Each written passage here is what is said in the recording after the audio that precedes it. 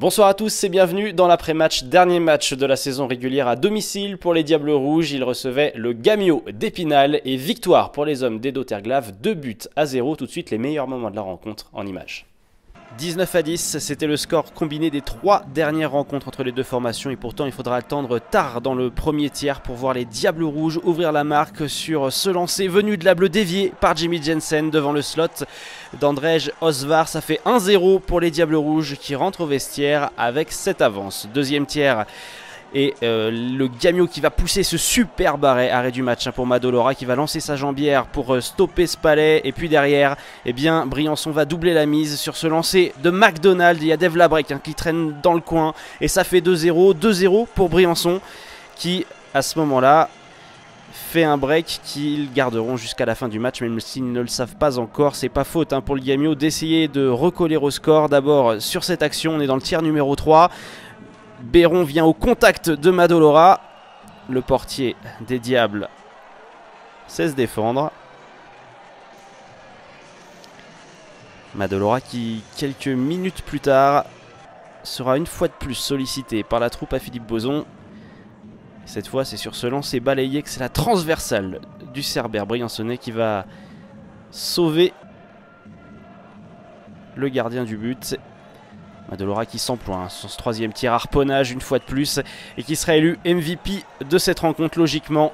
Blanchissage pour le gardien briançonnais, victoire 2-0 des hommes d'Edo Terglav pour la dernière rencontre à domicile cette saison. Tout de suite on retrouve le coach au micro de l'après-match. Le jeu défensif gagne les matchs, puis aujourd'hui, ça fait quelques matchs maintenant qu'on parle, il faut qu'on soit mieux, il faut qu'on soit solide, faut qu'on soit plus en équipe devant dans la zone défensive. Puis je suis content pour Shane aussi parce qu'il travaille fort toute la saison, puis il a mérité ce blanchissage. Il y a les choses qui ne marchaient pas au début de l'année, mais aujourd'hui on voit, on lance beaucoup plus, on met beaucoup plus palais à la cage, on fait beaucoup de difficultés le gardien adversaire. C'est ça qu'on demande, puis pour garder les choses plus simples, moi je trouve qu'on progresse beaucoup. Puis après aussi, de l'autre côté, des avantages numériques. On a fait un super boulot aujourd'hui. Les défenseurs, les attaquants, ils ont vraiment travaillé fort, ils ont payé le prix, on a bloqué les tirs. C'est ça notre vrai visage des Briançois. On a donné quelques jours à congé aux gars pour vraiment mentalement se reposer, physiquement aussi. Puis quand on revient après la trêve, de vraiment se préparer pour la dernière partie de saison. On va prendre, il reste 2 matchs, on va prendre un match à la fois, on ne garde pas trop le classement qui ça peut arriver, on va préparer au maximum playoff, quoi que ça arrive, on finit dans les 4 premiers ou non. Ça a travaillé fort justement ce soir, notamment dans les bandes, ça a beaucoup frotté. Physiquement, là, après le match, juste là, comment vous vous sentez les gars? Fatigué, forcément, surtout après la longue attente qu'on a eue. J'avais jamais passé autant de temps dans un vestiaire à rien faire. Non mais on est fatigué, on se a mal, mais au moins on a gagné, parce qu'on voulait avant les vacances surtout. Je pense que ça va faire du bien à la tête de partir chacun à gauche à droite ailleurs que Briançon et de faire autre chose avec un sentiment de victoire sur le dernier match. Comment tu as ressenti collectivement les choses qui viennent ce soir? Très bien, 2-0 je pense que c'est parfait. Moi je retiendrai surtout le fait qu'on n'ait pas encaissé de but. À côté de ça, depuis le début de saison, une bonne partie des gens, je pense, à Briançon ou en dehors, peu importe, ne voient pas forcément comme une équipe, comme un collectif soudé qui est capable de gagner. Moi, personnellement, j'en ai pas douté une seule seconde.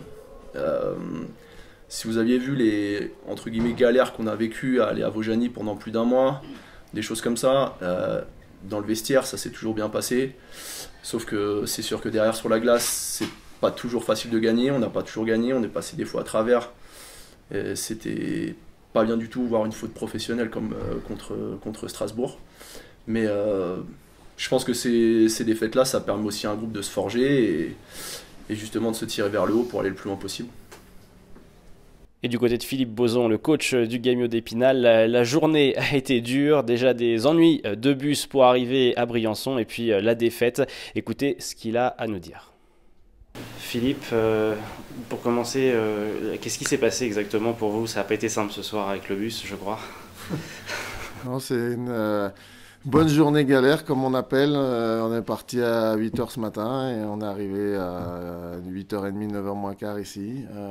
On a tout eu ce qu'on pouvait avoir sur la route. Un accident, un bouchon, 2 bouchons et puis le bus après qui est tombé en panne. Donc voilà, ça fait partie des péripéties, mais je ne chercherai pas ça comme excuse pour le match. Alors qu'est-ce qui s'est passé sur le match? Pourquoi? Qu'est-ce qui a manqué à Épinal ce soir? Tout, de la conviction devant le but, dans les duels. On a eu nos chances, on les a pas marquées. On a eu des bonnes opportunités avec des joueurs qui sont présentés souvent tout seuls. Donc voilà, la finition, la conclusion, mais ça c'est un peu plus d'envie et de mettre l'époque au fond pour essayer de forcer la main. Vous avez un objectif particulier, il reste 2 matchs, il y a une place qui serait pour vous la bonne place ou est-ce que vous êtes déjà rentré dans les playoffs là? Bon, on avait un objectif sur les 6 derniers matchs, on peut encore l'atteindre mais il faudra remporter nos 2 derniers matchs et puis effectivement avant le match, on en a parlé cette semaine, c'était essayer de conserver l'avantage de la glace pour les playoffs. On l'a perdu ce soir, donc il nous reste 2 matchs pour essayer de rectifier ça et d'avoir comme objectif d'avoir l'avantage, donc la 8e place. Pour finir, une question qui n'a rien à voir avec le match, mais Tim a réalisé un triplé il n'y a pas si longtemps. Comment il est physiquement en ce moment? Comment il va? Oui, c'est le temps qu'il se bouge. Non, c'est une blague ça. Écoutez, c'est pas toujours évident pour lui. Il a beaucoup travaillé.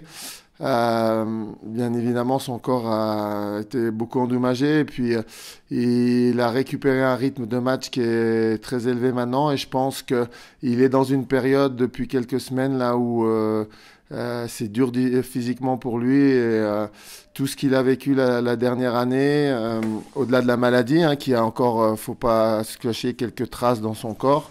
Il y a eu beaucoup de produits très toxiques. Et ça, maintenant, avec tout le travail qu'on a accompli depuis 8 mois, il a un petit contre-coup, ce qui est normal. Donc, il faut, je dirais, c'est un processus normal. Il n'y a pas à paniquer, mais essayer de gérer ces temps de repos et de fatigue. Mais en règle générale, il est bien revenu. Il a pris des kilos, même depuis cet été. Le plus important pour lui, c'est de se reconstruire physiquement. Là, il est pris beaucoup de kilos par rapport à ce qu'on l'a quitté cet été. Donc, il est en bonne voie là-dessus. Et je suis confiant pour l'avenir que ça devrait aller. Merci. C'est la fin de cet après-match. Briançon est désormais 5e à 2 petits points des Ducs d'Angers. Il reste 2 matchs aux Briançonnais à l'extérieur. Ce sera Dijon et Chamonix. Excellente soirée à tous. Ciao, bye bye.